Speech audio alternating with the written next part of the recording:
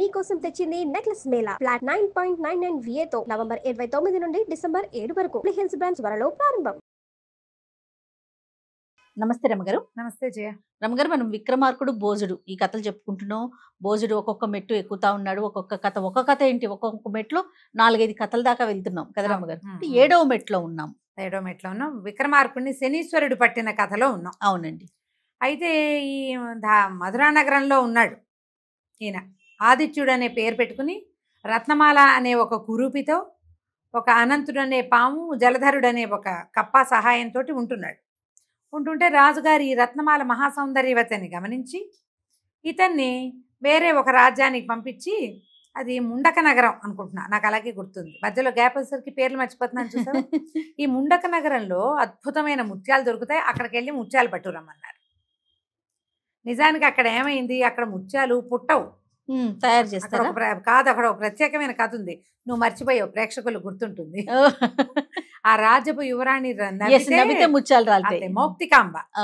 అయితే ఇంకక్కడి నుంచి ముత్యాలు రావు, అక్కడ ఏదో అయ్యింది క్రైసిస్. వీళ్ళకి తెలుసు, ఈ రాజుకిను ఈ కర్కోటకుడు ఘోటకుడు వాళ్ళకి తెలుసు. కావాలని ఏం చేశారు, అక్కడికి వెళ్తే రాజు దొరికిపోతాడు. ఇతన్ని రాజు అనుకోట్లా, విక్రమార్కుడు అనుకోట్లా, ఆదిత్యుడు అనే కుర్రవాడు. ఈ కుర్రాన్ని కనుక మనం అక్కడికి పంపించేస్తే ఇక్కడున్న సౌందర్యవతిని మనం చేజిక్కించుకోవచ్చని భావించారు. అతన్నేమో వెళ్ళి ముత్యాలు తెమ్మన్నారు. సరే, ఇతను ఏం చేశాడు, మరి నేను రత్నమాలని వదిలిపెట్టి వెళ్తే ఈమెకి ఏమైనా ఇబ్బంది అవుతున్నామని విక్రమార్కుడు అనంతుణ్ణి, జలధరుణ్ణి అడిగాడు. నేను ముండక నగరానికి వెళ్ళొచ్చా, రత్నకమాల సంగతి ఏమిటంటే, నువ్వు వచ్చేదాకా మేము ఈమెకి జాగ్రత్తగా కాపలా కాస్తాం ప్రభు, అక్కడ కూడా నువ్వు తలుచుకో, మేము ఎప్పుడైనా నీకు అవసరమైతే మేము వస్తామన్నారు. ఎందుకంటే వాళ్ళిద్దరు గంధర్వులు, ఈ స్వరూపాలతోటి ఉంటున్నారు ఇక్కడ. అదేలేండి. అయితే రత్నమాల ఏమందంటే, మీరు భయపడద్దు, నేను దేవకన్యని, నా జోలికి ఎవరైనా వస్తే పాషాణాలుగా మారిపోతారు వాళ్ళు, ఆ భయం ఏం లేదు, మీ దారిని మీరే వెళ్ళండి. ఇప్పుడు రాజుగారు విక్రమార్కుడు ఒకడే ఉన్నాడు ఇక్కడ. ఈయన ఈ భేతాళుడి సహాయంతో ఆ ముండక నగరానికి బయలుదేరాడు. అయితే ఏంటంటే, ఇక్కడి నుంచి మాయమైపోయి అక్కడ ప్రత్యక్షం అవటం అలాంటివి చెయ్యాల. ఆయన గుర్రం వేసుకుని మామూలుగా వెళ్ళాడు. భేతాళుడు ఆయన కనపడ్డగా అదృశ్య రూపంలో ఉంటాడు, తలుచుకోగానే భేతాళుడు రెడీగా ఉంటాడు ఆయన కోసం. ముండక నగరానికి వెళ్ళారు. ఆ నగరము పాడుగొట్లాడుతోంది. ముత్యాలు విపరీతంగా పుట్టి కుప్పలు తెప్పలుగా ముత్యాలు బయటకు వచ్చే ఊరు కళకళ్ళాడుతూ ఉండద్దు, ఉండాలి, సంపన్నంగా కనిపించాలి. ఇది అట్లా లేదు, ఒక్క మనిషి లేడు, తలుపులు వేసేసి పేరుకు తగినట్లే ఉందా అంటే మరి అలాగే ఉంది ముండక నగరం, అలాగే ఈయనకు అర్థం కాల. అప్పుడు మెల్లిగా ఒక్కో తలుపు మనుషులు ఉన్నారు లోపల, కానీ జనము స్వేచ్ఛగా తిరగటల్లా. సంపన్నమైన నగరంలో ఉండవలసిన లక్షణాలు ఈ నగరంలో లేదు. ఈ ఒక్కో ఇల్లు విచారిస్తూ ఈ మన శెట్టి ఒక ఆయన ఉన్నాడు, ఎవరు, ఈ ముత్యాలు అమ్మేవాడు. ఈ ముత్యాలమ్మే శెట్టి కోసం వెతుకులాడుతూ మెల్లిగా ఆ శెట్టి గారింటికి చేరాడు విక్రమార్కుడు, ఆదిత్యుడు అనే పేరుతోటి. అలాగే మామూలుగానే ఉన్నాడు, అంటే విక్రమార్కుడు స్వరూపంలో లేకుండా ఓ సాధారణ యువక స్వరూపంలో ఉన్నాడు. వెళ్ళి ఆయన్ని అడిగాడు, మీ రాజ్యంలో అద్భుతమైన ముత్యాలు దొరుకుతాయట, నేను ముత్యాల కోసం వచ్చానంటే ఆయన చాలా విషాదంగా మొహం పెట్టుకుని, ఇంకెక్కడ ముత్యాలు నాయన, ఆ రోజులు పోయినాయి, ముద్దులు మూటకట్టే యువరాణి ఆమె మరణించింది, మా రాజుగారు మరణించాడు, అంతఃపురం అంతా ఖాళీ అయిపోయింది, మా బతుకు బండలైపోయింది, ఇక మా రాజ్యంలో ముత్యం పుట్టదు అని వలవల ఏడ్చాడు. ఆశ్చర్యం వేసింది, ఎట్లా జరిగింది, ఏం జరిగిందంటే, ఒక ముని వచ్చాడు మా రాజ్యంలోకి. ఆ వచ్చిన ముని రాజుని అందరినీ సంహరించాడు, యువరాణిని తన వశం చేసుకున్నాడు, ఆమెను పెళ్లి చేసుకునే ఉద్దేశంలో ఉన్నాడు. ఆయన ఏదో యజ్ఞం చేయబోతున్నాడు, ఆ యజ్ఞం లోపల యువరాణిని తన దాంట్లో పెట్టుకున్నాడు. ఇక ఆమెకి నవ్వే అవకాశమే లేదు, ఆమె నవ్వితేనే ముత్యాలు. ప్రజలంతా కూడా భయపడి, మరి అంతఃపురంలో ఉన్న వాళ్ళందరినీ తెగటారు చేస్తే ప్రజలు భయపడక ఏం చేస్తారు, వాళ్ళు ఫ్రీగా ఎటా తిరుగుతారు. దాంతో ఎవరికి వాళ్ళు ఇళ్లలో బంధించుకుని ఉంటున్నాం మా నగరంలో. ఇంకా ఇప్పుడు ఈ నగరంలోకి వచ్చేవాళ్ళు లేరు, పోయేవాళ్ళు లేరు, వ్యాపారం సున్నా అయిపోయింది, బతికున్నాం అంతే మేము అని ఆయన చాలా దుఃఖపడ్డాడు, ఆశ్చర్యపోయాడు. మునో ఋషో వస్తే రాజ్యానికి అభ్యున్నతి జరగాలి, ఇదేమిటి ఇది మొదలు ఏమో చెడిపోయింది, దీని సంగతి ఏమిటో చూడాలని అంతఃపురం వెళ్దాం అనుకున్నాడు. ఆ శెట్టికి చెప్పాడు, నేను మళ్ళీ కలుస్తాను, నేను వ్యాపారం కోసమే వచ్చాను అన్నాడు. ఆయన చెప్పాడు, నాయన ఈ ఊళ్ళో ఉండద్దు, వెళ్ళిపో, అతను ఎవ్వరు ఏనైనా సరే సంహరించగలడు, వాడికి ఏవో అపూర్వ శక్తులు ఉన్నాయి ఆ మునికి అని చెప్పాడు. అదేమిటో అసలు ముందు తెలియదు. ఇప్పుడు శెట్టికి టాటా టంటనే తెలుసు, శెట్టి ప్రత్యక్షంగా చూడ. ఏదో జరిగింది, అంతఃపురం అంతా సర్వనాశనం అయిపోయింది, రాజకుమార్తెని ముని వశం చేసేసుకున్నాడు. ఆమె బతుకుందో లేదో కూడా వీడికి తెలియదు. ఇప్పుడు ఇక్కడ ఎట్టా నుంచుంటాం, సరే వెళ్దామని ఇతను ఏం చేశాడు, మెల్లిగా రాజప్రాసాదం వైపుకు వెళ్ళాడు. కాపలాదారులు ఎవ్వరూ లేరు, ఏమీ లేదు. రాజప్రాసాదం బోసిగా ఉంది, అన్ని శవాల కుప్పలు, కానీ ఒక్క శరీరం కూడా పాడవల, మెడలు తెగటార్చి ఉన్నాయి. అంతఃపురం అంతా శవాల కుప్ప. మొత్తం చూస్తే రాజకుమార్తె ఎక్కడ కనపడలే.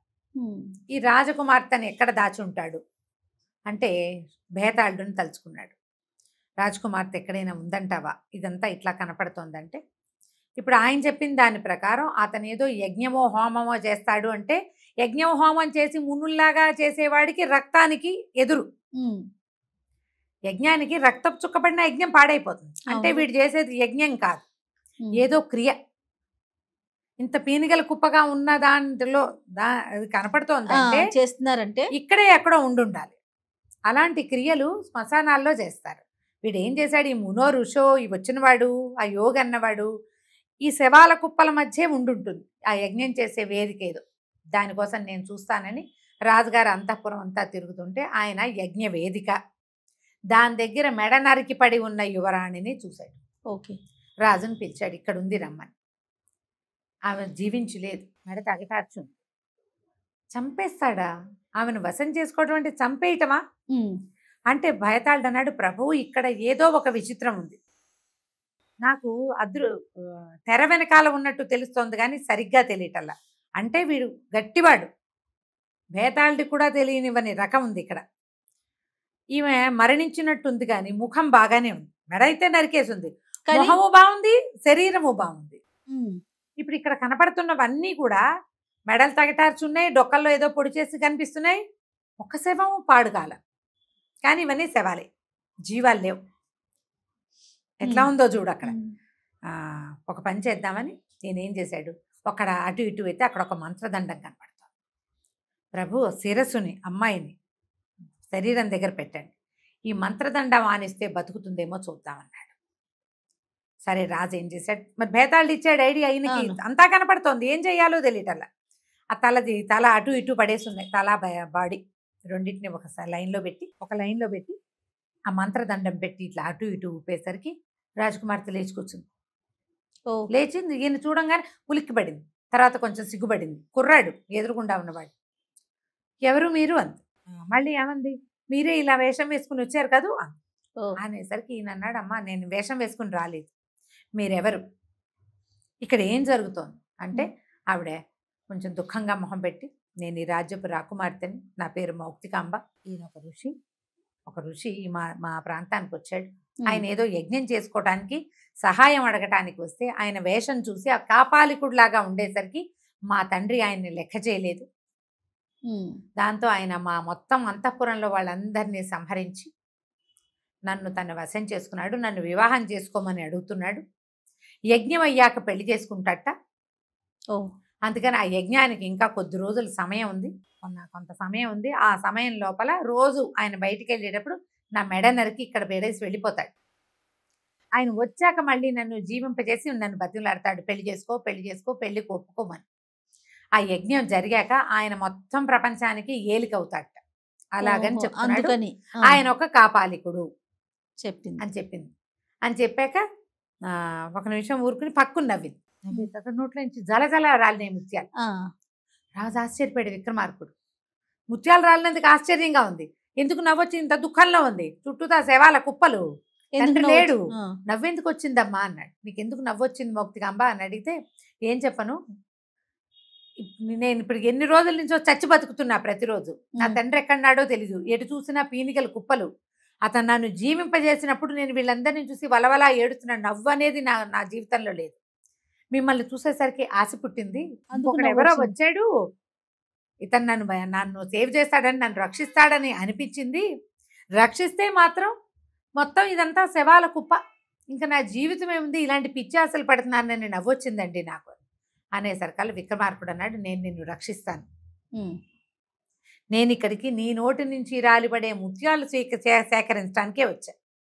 కానీ ఇక్కడ జరిగింది చూస్తే ఇంత అన్యాయమా? ఒక యోగి తను యజ్ఞం చేసుకోవటానికి ఒక రాజ్యాన్ని ఈ రకంగా చేయొచ్చా? అతను సహాయం అడగడానికి వచ్చాడు, సహాయం తీసుకోవాలి, అంతేగాని ఈ అన్యాయంగా ఎట్లా చేస్తాడు? వాడంతు చూడాల్సిందే. అయితే నువ్వు ఒక పని చెయ్యి, ఇతనితోటి ఎవరైనా ఉన్నారా, శిష్యులు ఉన్నారంటే ఎవరు లేరు, వాడు ఒక్కడే వస్తాడు, కాపాలిక స్వరూపంలో ఉంటాడు. సరే, నేను నిన్ను ఇక్కడ వదిలిపెట్టి వెళ్తా, నువ్వు ఎలాంటి స్థితిలో ఉన్నావో అదే స్థితిలో పెట్టేసి వెళ్ళిపోతా. నువ్వు ఈసారి అతను వచ్చినప్పుడు నువ్వు అతనితో కొంచెం ప్రేమగా మాట్లాడి అసలు అతను ఆను పాను గుట్టు కనుక్కోవాలి, నీ వల్ల అవుతుందా అది అన్నాడు. బతుకుతానన్న ఆశ ఉంటే అవుతుందని, నువ్వు బతుకుతావు, నిన్ను ఇక్కడి నుంచి తీసుకెళ్లే భారం నాది, కానీ నువ్వు ఇది కనుక్కోవాలి. ఇంకొక దారి లేదు, ఎందుకంటే ఇతని గురించి తెలిసిన వాళ్ళు ఎవ్వరూ లేరు. వాడిని గురించి తెలియటం భేతాళుడు కూడా వశం కావటల్లా, ఆయనకు తెరలాగా కనపడుతుంది, తెర వెనకాల ఏదో ఉంది, అది ఆయన కనిపించటల్లా భేతాళుడికి. అతనికే కనపడకపోతే ఎవరికీ కనిపించదు.